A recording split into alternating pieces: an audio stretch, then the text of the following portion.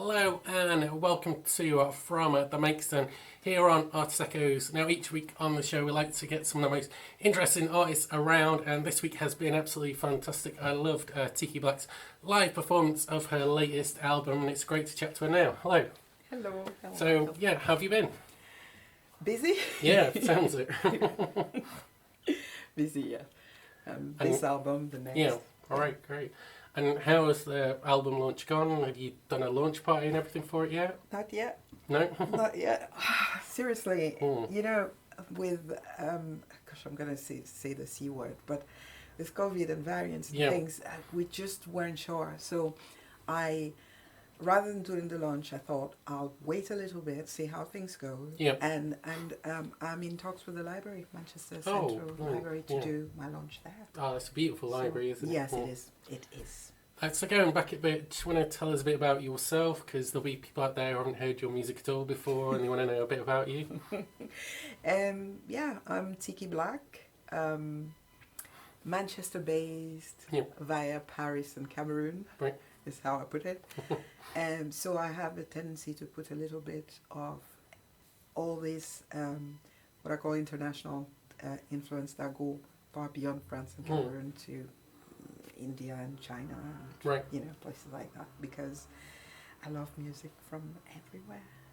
And was there a particular moment or a person that inspired you to perform? And has it always been piano, or have you done loads of different things?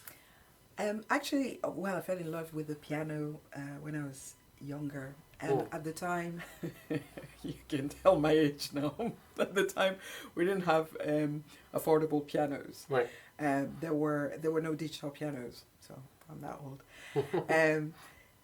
No, there were just pianos, Right. and they were expensive, and piano lessons were expensive. So I was in love and yearning and hoping and not getting to see it. And when I was 7, my neighbor, Madame Kitty, Mm. was an Italian woman, had a piano. Oh, the most beautiful thing. And I got to touch it, and I thought, oh my God, seriously, I've got to do this. Mm. But I had to wait quite a long time. I think it was when I was 14, when I was at boarding school, and there was a piano there. Right. Yeah, Yeah. and that's when I started. Brilliant. And so who were the people that influenced you back then? And then have those influences stuck with you? Has it changed over time? Yeah, I mean, yeah, so I used to have I have a radio show. I just stopped for a bit. So I get to listen to people all the time, Right. and so just to make sure that I continue to be what I am first, which is a fan of music. Mm. So when I was growing up, it was people from different places. It was people in Cameroon, like Iwalotin, who is a singer-songwriter, like a social singer-songwriter, tells Right. you things about, you know, things that transcend time and place, in effect, but some local things as well, and topical. And then you get in France people like Georges Brassens or Jean-Jacques Goldman, who are just, and Francis Cabrel, and Barbara, who are just fantastic songwriters. Yeah. I'm saying all that and realizing I haven't spoken of Charles Aznavour, who is probably, I won't say it tops them, but, you know, Latin America, I would say Chetano Veloso. Germany, I really like Herbert Grönemeyer. I don't know, China is, I'm kind of in love with Sadin Ding. We actually went to Royal Northern College of Music to listen to her, and it was just magical, because she mixes all the Far Eastern influences with like electro, and I mean, you know, I could say Handel, Chopin. Yeah. Right. Yeah. Mm. Well, so many, of course. So So when you get down to writing your own stuff, how does that work? Do you just kind of play and then the words come, or how do you go about any of that? Yeah, good question. Well, it depends on the song. Yeah. So there are songs where, so Your Way, the last song I created, I came second at some kind of poetry competition, and it was with the lyrics of Your Way. Right. I didn't have music to it. Yeah. And then one day I was just playing the piano, improvising, and the music came to my head, and I thought, oh, that will work well with Your Way, and I made it work with it. But generally, So if you have the words first, you have to like tweak the words a bit, I guess, to fit with the melody, or again depends on the song. Sometimes you have a melody that is that's the sentiment. I mean, they are just progressions that say what you mean to say. I mean, you hit that note and you're like, oh, that's the feeling. Right. That's it. You cannot change that. Your voice can't reach it. Work on your voice because you cannot change that. No matter how much people can tell you, you can transpose, it's not quite the same. I know the human ear doesn't necessarily feel it, but hear it, but your instincts and your sixth sense, I guess, can feel that. Right. So. And you're saying this is your second album, and it's about 8 years or something crazy since your first one. Were these songs written recently, or is this a long-term project? Yeah. The Other Woman, which is one of the songs, I played it live on Roots and Fusion. I don't know, many years ago. Right. And I remember Rick Stewart mentioning, oh gosh, you must be so relieved it's finally out. And he has no idea how right he was. So there are songs like that I've written a long time ago. But they have to fit within the theme that I'm talking about. Otherwise they're just there waiting. And then there are songs like The Debt. I had the idea when I was 7, and I absolutely wanted to write something about debt because everybody around me seemed to have such an emotional burden with kind of emotional debt and what they owe people and what they, and things like that. And it kept on trotting in my head. And I wrote it, I think I was 12 at first. 12. Finally, I wrote something at 12 in Douala. Right.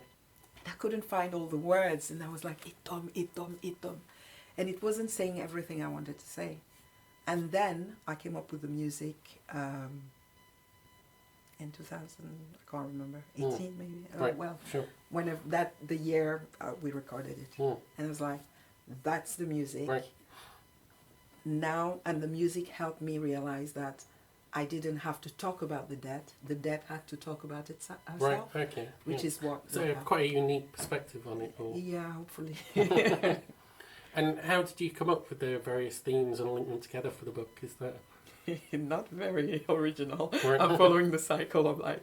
So the first album is Out of the Black, which is getting... born. Right. Yeah. So it's creative birth. Yeah. It's so the 10 songs are 10 ways of coming out of the black, which is so you got a song called Powder Mask, which is coming from behind the makeup and the pretense, and the song called Free Like Smoke, which is all about denial. So get your head out of the sands of denial, kind of thing, and so on. This one is cutting the umbilical cord. Right. And it's called The Sound of the Broken Wand because when you're attached to a system, to a life feed, like your mom, so she gives you your food, she gives you your nourishment. Right. Okay. So you're not doing anything by yourself. You don't know where you're going because she tells you where to go. Right. And so it's not about leaving people we love.